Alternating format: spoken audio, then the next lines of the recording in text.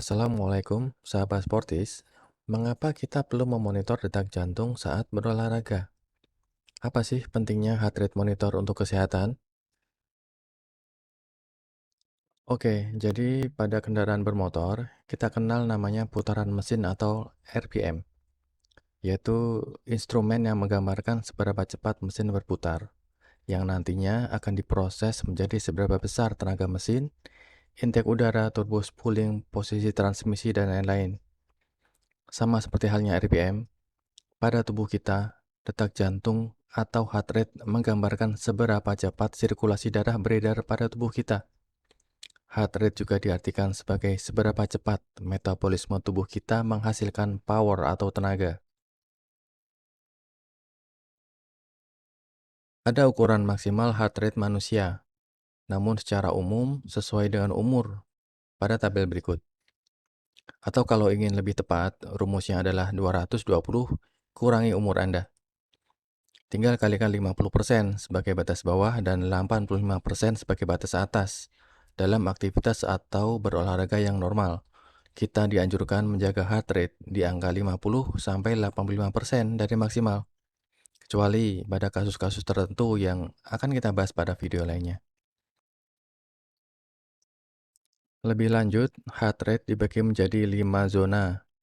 Zona pertama adalah 50-60% dari heart rate maksimal.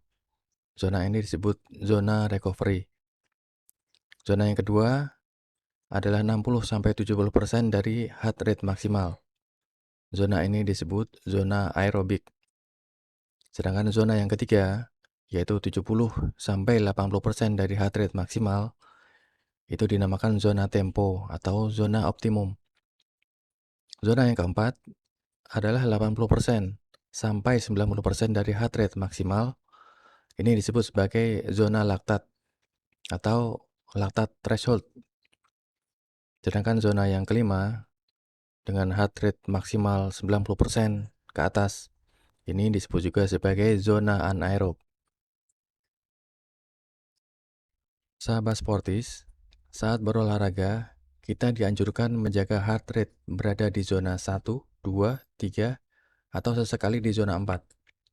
Karena memacu heart rate di atas 85% dari heart rate maksimal akan membuat kebutuhan oksigen jantung meningkat drastis.